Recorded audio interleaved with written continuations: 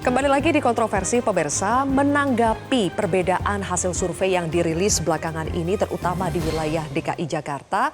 Dari PDI Perjuangan, ketua umumnya langsung yaitu Bu Megawati Soekarnoputri langsung menyikapi juga persoalan ini dengan mengatakan bahwa dia yakin survei itu memang bisa dibeli. Ini pernyataan dari Bu Mega. Nah, pertanyaan saya Mas Duri, sekarang kan ada tudingan survei itu bisa dibeli, dipesan sesuai dengan kemauan sponsor. Poltreking sebetulnya melakukan itu tidak sih di Jakarta?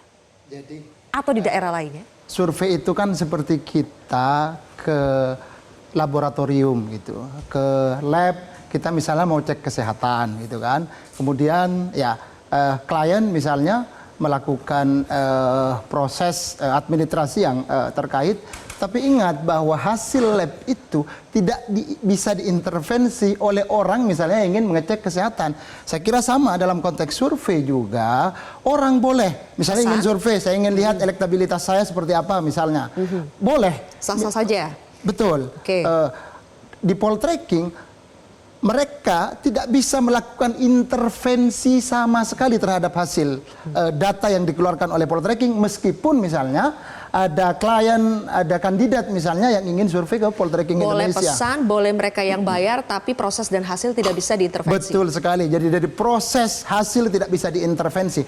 Poltreking tidak pernah mengubah data sama sekali. 0,00% 1% sekalipun. Bukan gitu. Sesuai dengan kemauan pesanan dari yang mesen, yang bayar. Kami pastikan itu tidak pernah bisa dilakukan di Poltreking. Dan tadi Pak Nurdin, kemudian Prof. Ikrar memberikan cerita tentang reputasi perjalanan Poltreking Indonesia sejak 2012. Dan di Pilpres 2024 kemarin, Poltreking itu masuk salah satu anggota terbaik di Persepila dengan selisih 0,12% seperti yang dirankingkan oleh Persepi. Oke, Bang Nurdin, kalau ada yang bisa dipesan, itu kan berarti mengonfirmasi bahwa bisa saja dari paslon atau kandidat yang sedang mengikuti kontestasi itu yang memesan, yang membayar. Itu menurut Bang Nurdin juga sah-sah saja? Apakah dari kandidat tidak punya hasrat untuk mengintervensi hasil dari survei tersebut? Jadi begini, saya pernah ikut pilgub ya. Jadi saya paham betul tentang lika-liku survei gitu ya. Tapi ini Pak Poltreking. Jadi kalau dikatakan sponsor dan membiayai, itu pasti paslon. Pasti yang memesan itu.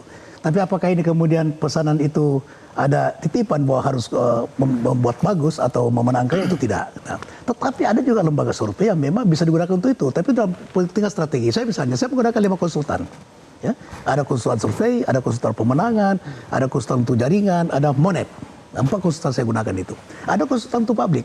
Nah, tapi ada konsultan yang memang kita pakai, ya khususnya konsultan pemenangan dengan konsultan Monep, itu yang objektif sekali, sama sekali tidak bisa karena kita butuh itu, kita butuh yang objektif, kita butuh yang sesuai dengan kenyataan, sesuai dengan apa yang menjadi masyarakat dan potensi kita sudah sampai di mana dan kemampuan kita sudah sampai di mana. Tapi ada suatu strategi bahwa kita perlu publish yang kalau ada paslon yang memang terlalu tinggi dan sebagainya, kita perlu kemungkinan hasil survei itu bisa mempengaruhi daripada pikiran, sikap daripada pemilih. Jadi surveinya tidak dipublikasikan? Tapi itu strategi. Nah, bukan justru kita survei, kita intervensi, dan itu ada lembaga, tapi itu bukan Poltreking bukan ya. Ada lembaga survei bisa kita gunakan, tapi itu kepentingan paslon untuk strategi opini. Nah, dan pernah saya lakukan itu, gitu, dalam rangka untuk ikut mempengaruhi daripada sikap, pikiran daripada. Ini berarti ada satu testimoni ya, survei itu dalam tanda kutip bisa dipesan. Sepanjang survei itu dibayar oleh paslon, maka tidak mungkin objektif 100%. Nah mungkin, ya. Disuruh belum tentu, ya, mungkin tidak. Tetapi dia ada rasa untuk membantu daripada yang mengorder itu. Nah, usul saya, Persepi mungkin bisa usulkan lembaga survei dibiayai oleh KPU gitu. Jadi jangan dibiayai oleh paslon, sehingga objektivitasnya masih 100% itu. Dibiayai oleh paslon. Dan jadi kalau dibiayai oleh paslon tidak mungkin 100% objektif. Tidak mungkin. Tapi kalau kata Mas Duri tadi KPU-nya udah dibiayai sama paslon. Tapi kata Mas Duri tadi mau dibiayai apapun tidak bisa diintervensi. Sekalipun tidak ada permintaan, jangan salah, Poltreking tidak mau. Tapi responden yang melakukan.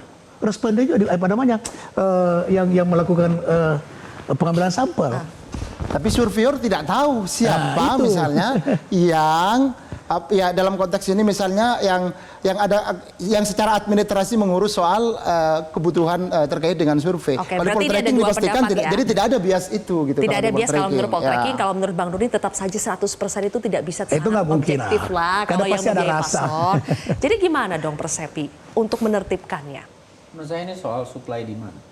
Ya. Memang ada, mungkin paling nggak pengakuan Bang Nurdin Halid tadi bahwa ada juga mungkin politisi-politisi yang mau menggunakan survei yang kira-kira mereka bisa atur dirilis atau tidak, atau mungkin ekstrimnya diubah angkanya atau tidak, itu kan ada itu. Jadi ada demand-nya. Pas survei mereka jelek, gak usah dirilis gitu ya. Iya, ada demand-nya nih. Jadi sekarang tergantung memang integritas lembaga survei. Dan memang tugas Persepi untuk menjaga ini. Makanya antara lain kita melakukan berbagai hal. Misalnya teman-teman yang menjadi anggota Persepi harus menunjukkan bahwa dia punya statistician yang benar. Dia juga punya kejelasan tentang pengurusan organisasi dan seterusnya. Harus ikut training dan seterusnya. Pada akhirnya kan sama aja, kita juga tidak bisa. Makanya kalau ada laporan masyarakat, kita lakukan pemanggilan seperti sidang Dewan Etik itu. Tapi harus ada laporan dulu ya Mas Philip. Ya, memang Mencegah karena dari awal nggak bisa tuh. Misalnya memang diwajibkan saja mereka harus declare siapa sponsornya, siapa pemesannya. kalau dalam berbagai kesempatan di dalam forum-forum Persepi, kami sudah sering menyampaikan bahwa cantumkanlah pendanaan. Cuma maksudnya begini, kalau politisi-politisi itu kadang-kadang saya yakin, saya nggak pernah ngalamin, punya namanya non-disclosure agreement. Jadi itu antara si politisi dengan lembaga surveinya. Menurut saya yang harus lebih menggerakkan masyarakat untuk kritis terhadap lembaga survei adalah satu media, ya kan? Media yang harus kejar, tanya, ini dananya dari mana? Kalau enggak, ya bisa ditulis saja, menolak menjelaskan siapa sumber dananya, misalnya kayak gitu. Jadi teman-teman, dan kita Persepi pernah mengadakan training untuk teman-teman media. Misalnya bagaimana membaca survei secara kritis, sehingga mungkin akan memperbaiki dan juga ikut menyumbang pada sebetulnya survei ini kan di Indonesia relatif baru. Oke. Opini publik itu baru terjadi karena kita makin demokratis. Karena itu suara individu penting untuk diketahui. Satu, buat politisi menghemat uang. Karena dia tahu misalnya, oke, di daerah ini pengalaman Bang Nurdin misalnya di kabupaten ini ternyata saya udah itu kasus yang hilang aja, udah nggak mungkin saya menang di situ. Oke, Mas Philip. Untuk apa kita harus taruh misalnya investasi banyak pemenangan di sana dan lain-lain. Itu sebenarnya antara lain itu. Dua juga menjadi pemandu buat masyarakat. Sama kayak advertising lah. Orang membuat iklan kan supaya produknya dibeli. Tapi kan ujungnya adalah bagaimana pembelinya kritis terhadap iklannya. Nah, survei juga sama menurut Oke, saya. baik. Nanti kita akan bicara soal pengaruh survei sebetulnya terhadap persepsi publik itu seberapa jauh. Tapi saya ingin tanya juga nih kepada Bang Ciko. Pramrano melakukan pemesanan itu tidak untuk di Jakarta, pesan survei supaya survei Pramranonya jadi bagus nih dibandingin RK Suswono. Tahu kita enggak, dan masyarakat juga tahu sih siapa sih yang dekat dengan Pramrano dan PDI Perjuangan. Iya kan? Carta Politika kan paling dekat. Sampai hari ini surveinya Carta Politika kita di bawah kok. Jadi ini kita ngomong fair aja gitu. Masalah Carta Politika itu kita pesan apa enggak itu bisa the point ya. Tapi poinnya adalah itu tadi, kalau mau siapa yang dekat dengan kita, ya kan, lembaga survei mana, tokoh mana yang bilang tokoh netral yang dekat dengan kita itu siapa, kan semua orang tahu. Jadi nggak bisa tapi saya ingin sedikit membela apa yang disampaikan oleh Ibu Mega tadi ya. Saya rasa lembaga itu nggak bisa punya integritas. Yang punya integritas itu manusia. Ya, kita nggak bisa. Ini kita hidup di negara yang bukan di negara, bahkan di dunia yang polisi aja bisa jadi penjahat kok. Iya kan? Ini kenyataan. Jadi kita ini debat kusir. Kalau dibilang enggak, kita pasti enggak. Sorry ya Mas ya. Tapi kan intinya kita nggak tahu 1, 2 orang, 3 orang di dalam bisa disogok sama orang. Ya. Iya kan? This is the world that we're living in.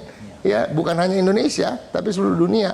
Makanya di Amerika juga ada bagaimana push polls itu dilarang, ya kan? Cara-cara bertanyanya seperti apa sih ketika lo melakukan polling? Kan itu juga diperhatikan. Baik. Jangan mengarah sehingga memang akan menguntungkan salah satu kandidat misalnya. Kan itu bisa aja gitu. Tapi kan itu betul-betul harus detail dan setiap harinya, dan itu diperbarui lagi metode-metodenya untuk bagaimana bisa meminimalisir kejadian-kejadian seperti itu. Itu satu hal. Ya. Tapi kan kembali lagi kita bicara soal uang, Bos. ya kan?